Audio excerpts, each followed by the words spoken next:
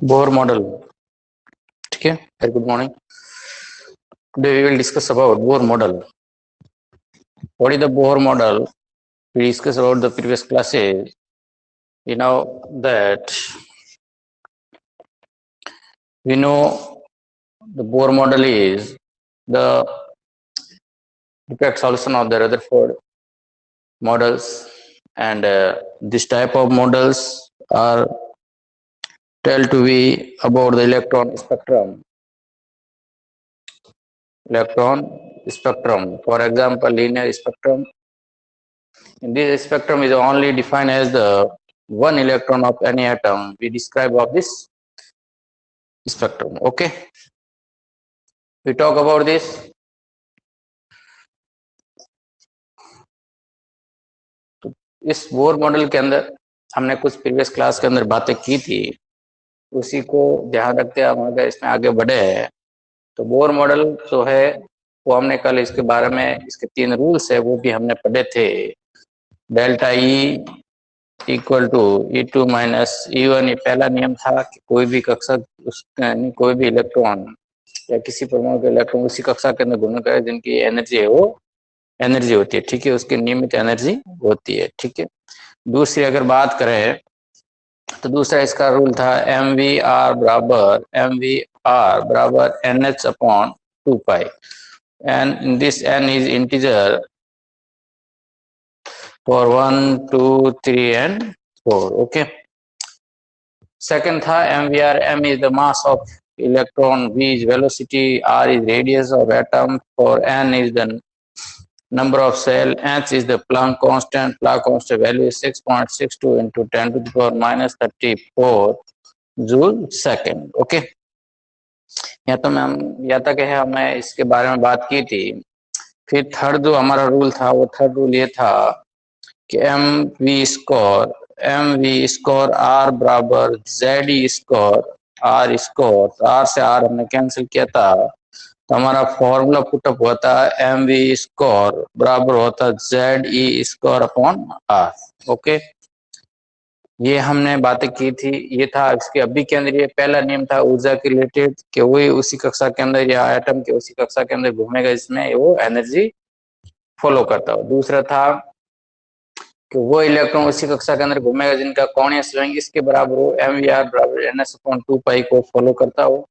Third rule था कि orbital के अंदर उसमें लगने वाला अभिकेंद्रीय बल या सेंट्रीपिटल फोर्स होता है, तो अभिकेंद्रीय अपकेंद्रीय सेंट्रीफ्यूगल फोर्स होते हैं, उन दोनों को मैनेज करना होना चाहिए, दोनों का बैलेंस होना है, तभी है इलेक्ट्रॉन उस दो निश्चित जो वृत्ताकार पथ होता है सर्कुलर पाथ का, उसी के अंदर क्या करेगा, मूवमेंट करेगा। ओके, ये इसके 3 रूल थे। फिर हमने इसकी एनर्जी पढ़ी थी, फिर इसके अंदर वेलोसिटी पढ़ी थी, फिर हमने इसकी रेडियस पढ़ी थी। यहाँ तक आई थिंक मेरे हिसाब से क्लियर होगा। उसके बाद हम बात करते हैं इसके अंदर कुछ मॉडल के डिफेक्ट्स रह गए थे, उस डिफेक्ट्स को हमें वो सॉल्व आउट करते थे। एक बार इनको है नोट आउट कर दीजिएगा, तीनों रूल बोर मॉडल के, उसके बाद हम आगे बात करते हैं। ओके, तो लिखिए इनको, फिर लिखिए बोर मॉडल की कमियां, डिफेक्ट्स ऑफ बोर मॉडल्स, उनकी क्या कमियां रह गई थी उनके बारे में हम बात करेंगे। तो पहले ये इनका थोड़ा नोट आउट कर लीजिएगा, ठीक है। पहले इनको लिखिए आप, तीनों रूल लिखिए आप उसकी लैंग्वेज के अंदर। पहला एनर्जी के रिलेटेड है, दूसरा है वो आपके कोणीय संवेग के रिलेटेड है, और तीसरा है सेंट्रीपिटल और सेंट्रीफ्यूगल फोर्स को बैलेंस करने के लिए तीसरा रूल है, ठीक है। इन तीनों को लिखिए एक बार आप, फिर हम आगे बढ़ते हैं। 11:30 के बाद रमेश कुमार एक बार मेरे से आप कांटेक्ट करना, ठीक है, 11:30 के बाद। आवाज आ रही है रमेश कुमार?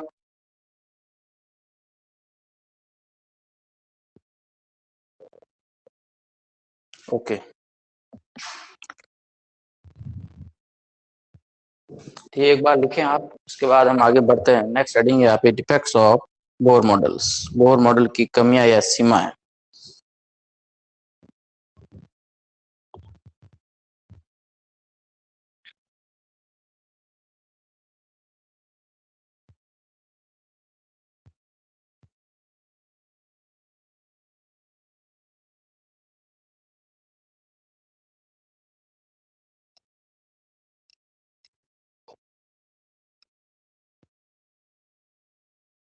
लिख लिया। देखो आगे बढ़ते हैं।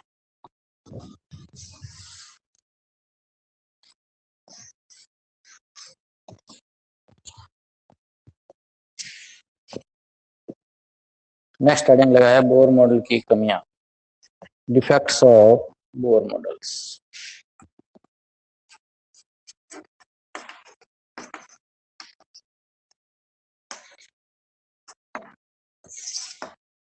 फर्स्ट कमी क्या रह गई थी इसकी मॉडल की? तो पहली कमी ये थी ओनली ये केवल हाइड्रोजन एटम्स को ही डिस्क्राइब कर पाया। This model is only describe the hydrogen atoms. Second इसकी डिफेक्ट्स क्या रह गई? फॉर एग्जांपल ये जैसे आपका हाइड्रोजन है जिसके अंदर क्या होता है, 1 इलेक्ट्रॉन्स होता है, उसी प्रकार का अगर हम बात करें हीलियम प्लस को भी इसने डिस्क्राइब किया, लिथियम प्लस 2 को भी इसने डिस्क्राइब किया, बोरॉन बेरिलियम इनके जो +3 हो गया, इनका +4 हो गया, ठीक है। इस प्रकार से इसने जिनके ऊपर क्या हो 1 इलेक्ट्रॉन उसके अंदर होगा उसको इसने क्या किया था, डिस्क्राइब किया था। बाकी वाले ये एटम के ऊपर डिस्कस नहीं कर पाया, ठीक है। थर्ड लिखें आप ये this models only describe of hydrogen spectrum. Hydrogen spectrum वो ओनली हाइड्रोजन के ही स्पेक्ट्रम को क्या कर पाया, समझा पाया, ठीक है। ये केवल हाइड्रोजन के एटम को ही एक बार तो उसने समझा है, क्योंकि उसके अंदर इलेक्ट्रॉन होता है तो उसके इलेक्ट्रॉन 1 होगा तो कुछ उसकी स्पेक्ट्रम बनेंगे। उस स्पेक्ट्रम के आधार पर हमने एक इसका स्पेक्ट्रम पढ़ा था, लीनियर स्पेक्ट्रम। कौन सा पढ़ा था? Linear spectrum. उसी को ये है वो डिस्कस कर पाया था, ठीक है।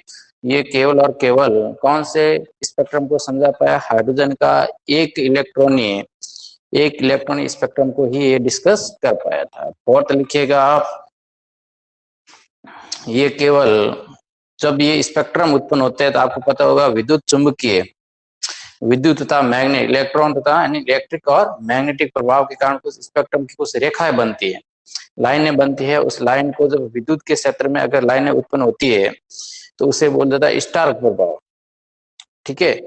और अगर मैग्नेटिक फील्ड के कारण अगर वो लाइनें उत्पन्न होती है उसे कहा जाता है जीमॉन प्रभाव, ठीक है।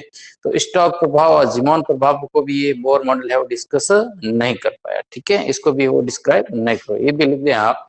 बोर मॉडल जीमॉन बोर मॉडल विद्युत तथा चुंबकीय क्षेत्र में उत्पन्न होने वाली विभिन्न रेखाओं को जैसे जीमॉन प्रभाव एंड स्टॉर्क प्रभाव को भी नहीं समझा पाया। ये भी लिख ले लाइन आप, जो बोल रहा हूँ वो लाइन लिखें आप, ठीक है। उसके बाद this models can not describe of the Zeeman प्रभाव, Zeeman effect and Stark effect. These effects are produced in a electric and magnetic field. These effects are produced in a electric and magnetic field, ठीक है। Electric और magnetic field के कारण जो दो प्रभाव उत्पन्न होते हैं उनको एक को कहा जाता है स्टार प्रभाव, एक को कहा जाता है जीमान प्रभाव। ये भी ये वैज्ञानिक बोहर है वो नहीं समझा पाया था। थर्ड लिखिएगा। फिफ्थ लिखिएगा इस मॉडल के अनुसार डी ब्रोगली की द्वैत प्रकृति, जो एक कणीय प्रकृति और तरंग प्रकृति, ये भी ये नहीं समझा पाए इलेक्ट्रॉन की तरंग प्रकृति होगी या कण प्रकृति होगी। ये particle form electron particle form में होता है या इलेक्ट्रॉन वेव फॉर्म होता है, ये भी इस मॉडल के द्वारा सिद्ध नहीं हो पाया, ठीक है। ये भी लिख ले आप।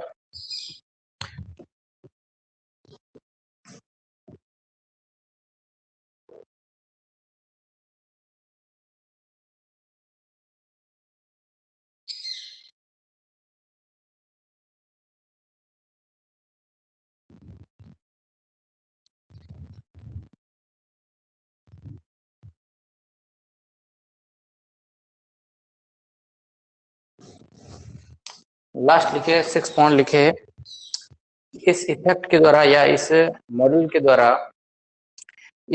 के द्वारा जब इलेक्ट्रॉन सर्कुलर फॉर्म के अंदर मूवमेंट करता है, यानी वृत्ताकार पथ में जब वो गति करता है, इस पथ के अंदर इस प्रकार से अगर इलेक्ट्रॉन इसके जब ये परमाणु है, ठीक है, तो इलेक्ट्रॉन अगर इस प्रकार से इसके सराउंडिंग अगर मूवमेंट करता है तो इनका पथ है वो वृत्ताकार होगा या नहीं होगा, ये भी इस मॉडल के द्वारा नहीं समझा पाया। तो ये नेक्स्ट वैगन आएंगे वो इनको डिस्क्राइब करेंगे, ठीक है। तो ये भी लिखे हैं, इस मॉडल के द्वारा इलेक्ट्रॉन वृत्ताकार पथ में गति करते हैं तो ये पथ वृत्ताकार होगा या नहीं होगा ये साबित नहीं कर पाया। ये they not prove that the electron are movement in a circular path, the electron are movement in a circular path. Okay, ये जो बातें है ये इनके द्वारा कही गई थी। इनके 6 डिफेक्ट्स है बोर मॉडल के। नेक्स्ट है आपका, ये समझ में आ रहा है ना, बोर मॉडल हमने पढ़ लिया था कल, ठीक है। उस बोर मॉडल को मैंने अच्छी प्रकार से आपके सामने डिस्कस कर लिया था। बोर मॉडल को डिस्कस करने के बाद अभी हम उसके आज है उसके कुछ डिफेक्ट्स है उसके बारे में बात की। अभी हम इसके कुछ हाइड्रोजन के स्पेक्ट्रम की बार बार बात कर रहे हैं, स्पेक्ट्रम की व्याख्या करेंगे। फिर हमने लाइमन बामन सीरीज का एक फॉर्मूला पढ़ा था उसको हम प्रूव करेंगे, ठीक है। तो यहाँ तक क्लियर है सबके? आज नए जुड़े हैं क्या? आज कौन कौन नए हैं?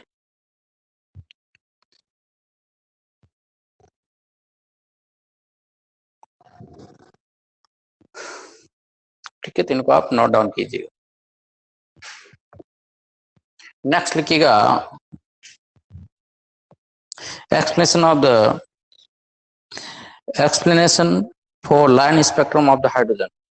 हाइड्रोजन का रेखीय स्पेक्ट्रम की व्याख्या, रेखीय स्पेक्ट्रम की व्याख्या। ये वाला नोट डाउन कर लिया? ओके, लिखे आप। अगर कर लिया है तो हम आगे बढ़े हैं। जो बोल रहा हूँ वो भी लिखना है आपको, जो इस बोर्ड पे लिख रहा हूँ वो भी आपको कॉपी में नोट डाउन करना है, ठीक है। तो नेक्स्ट आपका टॉपिक रहेगा हाइड्रोजन का रेखीय स्पेक्ट्रम की व्याख्या, कैसे हम उसको डिस्कस करते हैं। ओके,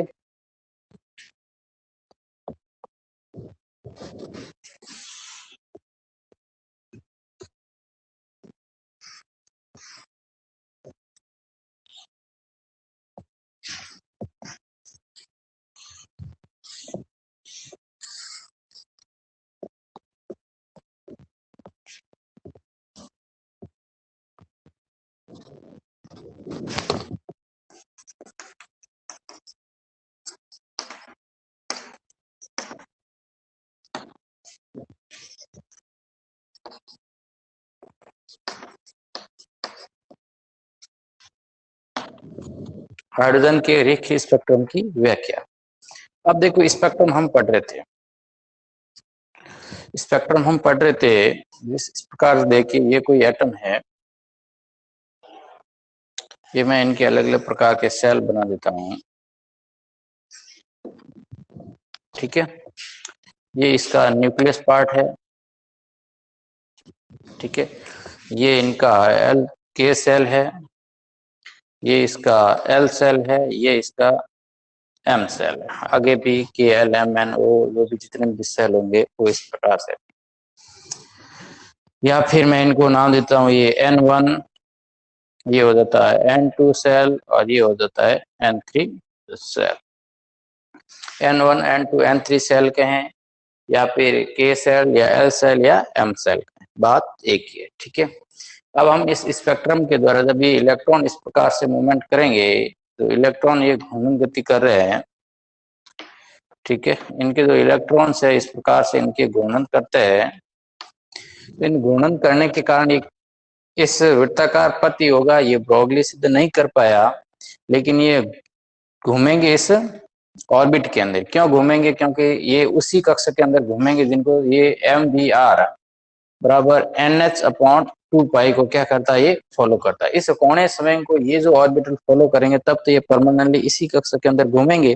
अदरवाइज ये वाले इलेक्ट्रॉन जब ये MVR NH/2 को फॉलो नहीं करते हैं तो इस कक्षक में नहीं घूमेंगे और ये भी साबित नहीं कर पाएंगे ये वृत्ताकार पथ में होंगे या एक्लिप्स सर्कुलर पथ के अंदर होंगे। ठीक है, एक्लिप्स पथ में होंगे या फिर सर्कुलर पथ में होंगे, ये भी ये साबित नहीं कर पाएगा। तो हम ये मान के चलते हैं कि ये जो ऑर्बिटल जो मैंने बनाया है वो इस रूल को, जो बोहर मॉडल ने सेकंड रूल दिया था, इसको फॉलो करते हैं। ओके, तो देखिए एम वी आर बराबर एन एस अपॉन टू पाई एन एस। तो एम वी आर अगर मैं पहले अगर ऑर्बिटल की बात करूं, अगर मैं यहाँ पे रखता हूँ 1, ठीक है, तो इसका पहला जो सेल होता है उस सेल का जो आपके कोणीय संवेग आएगा वो क्या आएगा, 1 की जगह n बराबर होता है 1, यानी 1 सेल की बात कर रहे हैं तो होगा h अपॉन 2 पाई। ठीक है, दूसरे पद की बात करें, दूसरे सेल की बात करें तो एम वी आर बराबर हो जाएगा 2h अपॉन 2 पाई, ये 2 से 2 कैंसिल हो जाएगा, तो एम वी आर बराबर h अपॉन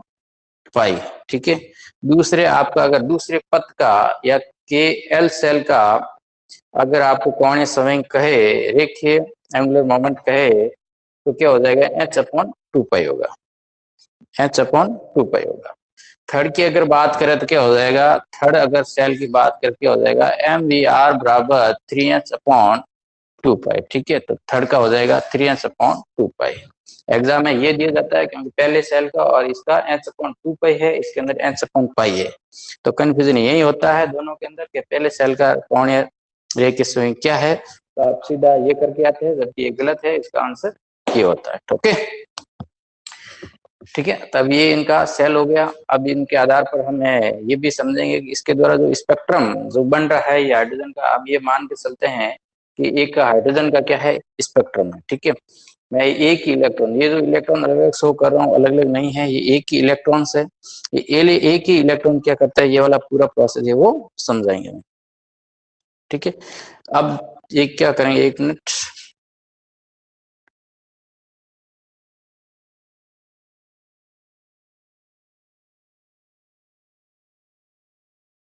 ठीक है, तो एक इलेक्ट्रॉन को हमें ले रहे हैं और एक ही इलेक्ट्रॉन के द्वारा इसकी व्याख्या कर रहे हैं, डिस्कस कर रहे हैं। तो देखिए इसके इस नाभिक है, ये सेंटर पॉइंट है, इसके जो इलेक्ट्रॉन्स होते हैं इस प्रकार से ये आपका लो सेल हो गया, ये हो गया हाई सेल हो गया, ये निम्न सेल हो गया, ये इसकी क्या ग्राउंड स्टेट हो गई। अभी ग्राउंड स्टेट से क्या होता है, एक्साइटेड स्टेट के अंदर जाता है, ग्राउंड स्टेट से एक्साइटेड स्टेट के अंदर जाएगा, यानी ग्राउंड स्टेट से मैं लिख दूं यहाँ पे सिंपल सा, अगर ग्राउंड सेल से, ये आपकी ग्राउंड सेल है, इस ग्राउंड सेल से अगर वो एक्साइटेड स्टेट के अंदर जाएगा, एक्साइटेड स्टेट के अंदर जाएगा, यानी ये उत्तेजित अवस्था है, ये उसकी ग्राउंड सेल है। तो ग्राउंड सेल तो क्या हो जाएगी, इसकी अगर हम बात करें तो आपका के सेल क्या है, इसका ग्राउंड सेल है, और जैसे ये के सेल से अगर एन सेल की तरफ मूवमेंट करेगा, ठीक है, इलेक्ट्रॉन है वो के सेल से एल सेल से होते हुए अगर के एल एम सेल तक जाएगा, तो उस दौरान क्या होता है, कुछ एनर्जी होती है,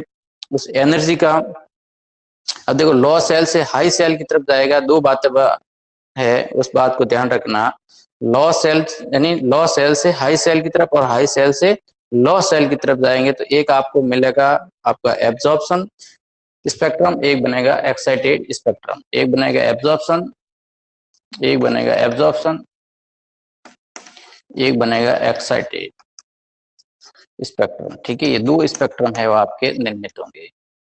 अब देखो लॉ से अगर ग्राउंड सेल से अगर हाई सेल की तरफ जा रहा है, एक्साइटेड स्टेट यानी स्पेक्ट्रम की तरफ जा रहा है, तो यहाँ क्या होगा, इनका जो स्पेक्ट्रम बनेगा एनर्जी का, एनर्जी जो स्पेक्ट्रम बनेगा वो बनेगा एब्जॉर्प्शन स्पेक्ट्रम, एब्जॉर्प्शन स्पेक्ट्रम बनेगा, एब्जॉर्प्शन स्पेक्ट्रम बनेगा। ओके, उसी तरह से जब इलेक्ट्रॉन इस कक्षक के अंदर है, के कक्षक के अंदर है, और वापस वो एक्साइटेड स्टेट से ग्राउंड स्टेट के अंदर आता है, एक्साइटेड स्टेट से ग्राउंड स्टेट के अंदर आता है, उस दौरान जो इसका स्पेक्ट्रम बनता है एनर्जी का, वो बनता है आपका, यानी हाई टू लो की तरफ जाएगा तो क्या हो जाएगा, यहाँ आपका एक्साइटेड स्पेक्ट्रम बनता है। ओके, तो ये आपके दो स्पेक्ट्रम है, इनको आप एक बार नोट डाउन करें, उसके बाद हम आगे बढ़ते हैं।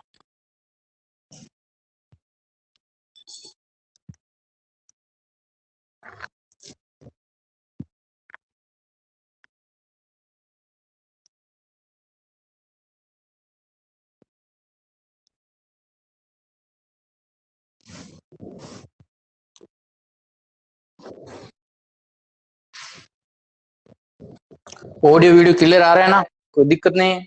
एक बार आप कमेंट करके बता दे मेरे को, दिक्कत हो रही तो।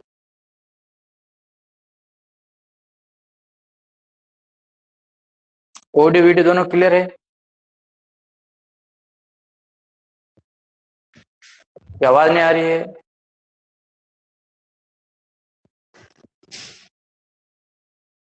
ओके, तो ये आप एक बार इसको नोट डाउन करें, जिस प्रकार से मैंने आपको समझाया है उस प्रकार से आप नोट डाउन कर लें। एक्साइटेड स्पेक्ट्रम, एब्जॉर्प्शन स्पेक्ट्रम क्या होता है ये आप एक बार लिख लें। इनके कोने समझेंगे, ठीक है? देखिए एंगुलर मोमेंट,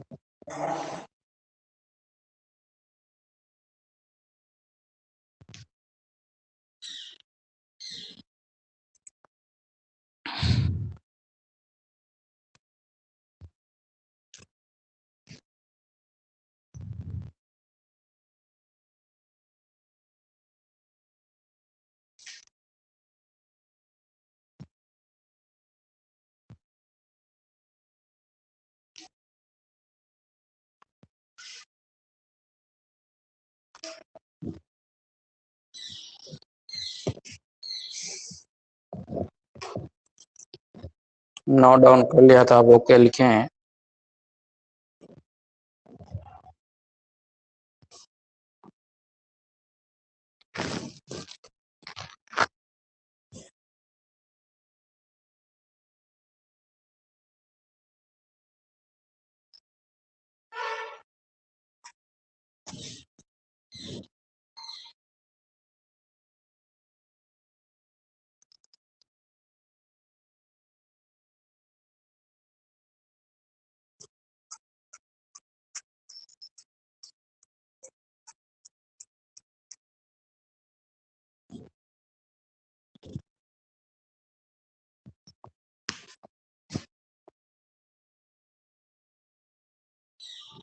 ओके,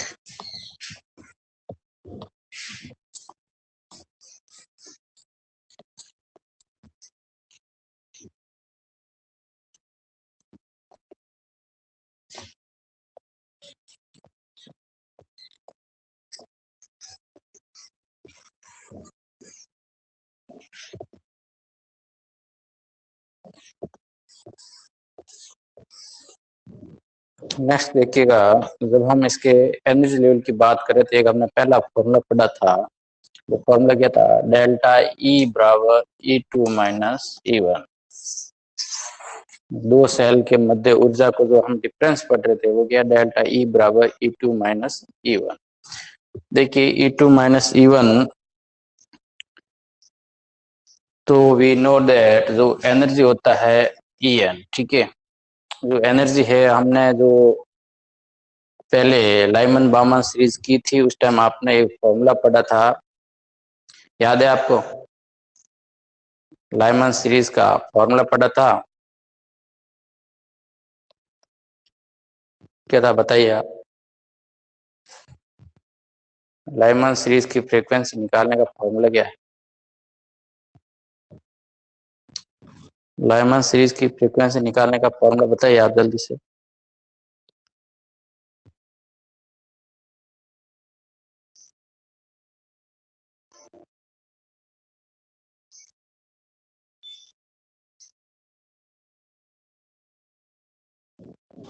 देखिए अगर आपको याद नहीं है तो जो एनर्जी होती है वो RS Rydberg constant 1/n1 square के बराबर होती है। ये जो एनर्जी होती है रिडबर्ग कांस्टेंट है, ठीक है? या फिर मैं इसको ऐसे लिख दूं कि energy equal to directly proportional to 1/n1 square. जो इसकी प्रथम लाइन है उसकी क्या होती है? व्युत्क्रमण होती है। तो En, इसको मैं चिन्ह को हटाऊंगा तो क्या आ जाएगा? RH, और ये हो जाएगा 1/n1 स्क्वायर, ठीक है, ये E1 है। अब ये डेल्टा E के संदर्भ में लेंगे तो ये E है N है, इसको 1 ले लेता हूँ। अगर E2N लूंगा तो क्या हो जाएगा RH, ठीक है, और ये हो जाएगा 1/N1 स्क्वायर, और ये ब्रैकेट, और ये हो जाएगा आपके माइनस, ठीक है, माइनस RH, और ये हो जाएगा 1/N1 N2 स्क्वायर। यहाँ तक आइए आप। एनर्जी का पढ़ रहे हैं कि जब ये स्पेक्ट्रम बनेगा तो उसके अंदर तो एनर्जी का डिफरेंस आएगा। एनर्जी डिफरेंस आएगी तो अलग अलग लाइनें बनेगी। उस लाइन की जो फ्रीक्वेंसी क्या होती है, उस फ्रीक्वेंसी का फॉर्मूला हम पुटअप करने जा रहे हैं, ठीक है। तो दो एनर्जी है आपके पास, एक E1 है, एक E2 है, ठीक है। उस E1 E2 के अंदर हम अगर बात करें तो एनर्जी होती है डायरेक्टली प्रोपोर्शनल होती है 1 उस लाइन की जो प्रथम सेल होता है उसकी फ्रीक्वेंसी के बराबर। तो प्रथम सेल की अगर फ्रीक्वेंसी बात करें तो 1 उसके व्यतिक्रमण पर एनर्जी बढ़ती है तो उसका सेल है वो वर्ग के अनुपात में घट जाता है, ठीक है। इस चिन्ह को मैं हटाऊंगा तो आपका रिडक्शन कांस्टेंट होता है। तो E1 की अगर बात करें तो N1 स्क्वायर हो जाएगा। अगर मैं E2N की बात करूं या डेल्टा N की बात कर दूं तो क्या हो जाएगा RH अब 1/N1 square minus RH 1/N2 square. यहाँ पे आ जाइए, फिर आगे बढ़ते हैं।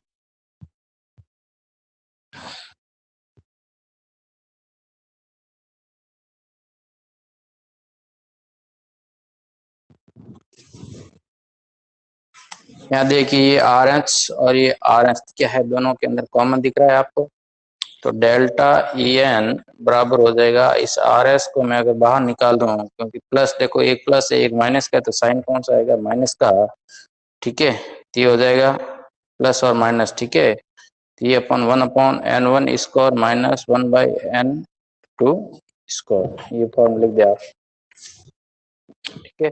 डेल्टा EN बराबर, ठीक है, RS अपॉन हो जाएगा आपके 1/N1 square minus 1/2 N square 2, ठीक है। ये तो ये हो जाएगा आपका पहला सेल और ये हो जाएगा आपका दूसरा सेल, ठीक। यहाँ तक आ जाइए, फिर मैं बताता हूँ आपको क्या क्या है। डेल्टा EN है आपके एनर्जी हो जाएगी, RS क्या है रिडक्शन कांस्टेंट हो जाएगा, N1 है प्रथम सेल है और ये सेकंड सेल है। बात करूं लाइमन सीरीज की तो N1 क्या होगा, लाइमन सीरीज के लिए N1 और N2 की वैल्यू क्या क्या है। लाइमन सीरीज के लिए N1 N2 की वैल्यू क्या क्या रहेगी, बताइए इसको।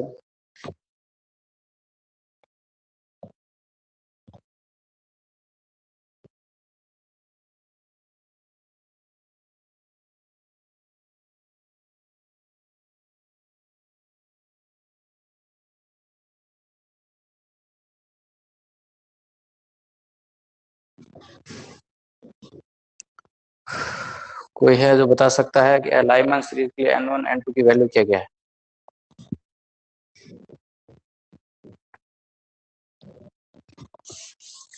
क्या हो सकती है,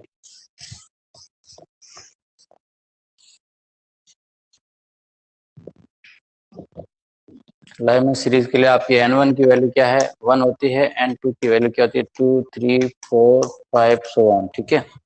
अब देखिए ये वाला इस फॉर्मूले को मैं वापस है वो पुटअप करता हूँ, रीअरेंजमेंट करेंगे तो इसको देखिए आप, इस माइनस को अगर इसमें डिफरेंस करना तो क्या हो जाएगा RH, और ये हो जाएगा N1 स्क्वायर माइनस ये हो जाएगा N2 स्क्वायर, ठीक है। तो अब क्या करेंगे, जब ये RH रिडक्शन कांस्टेंट है, अब इनको क्या करेंगे एनर्जी, एक आपने फॉर्मूला पढ़ा हुआ एनर्जी का E बराबर एच न्यू पढ़ा है, ठीक है। तो अगर न्यू की बात करूं तो क्या हो जाएगा E और ये हो जाएगा H, ये फॉर्मूला हमने पढ़ रखा है, ठीक है। E बराबर H न्यू होता है, ठीक है। अब मैं क्या निकला, इसके लिए निकल जाएगी आपके पास फ्रीक्वेंसी निकलेगी। अब E की वैल्यू आपको पता होगी, H की वैल्यू आपको पता है, H क्या है प्लांक कांस्टेंट है, E क्या है इसकी एनर्जी है, ठीक है। तो न्यू बराबर हम आगे लिखेंगे, ठीक है। तो न्यू बराबर इसे न्यू की वैलेंसी है जो इसकी वैल्यू है, इसको हम यहाँ पे पुटअप करना, पहले इसको ले लिखिए आप, लिखते जाइए साथ साथ में, ठीक है। क्लास कंप्लीट हो गई है, इनकी जो आगे की बात है हम नेक्स्ट क्लास एक और क्लास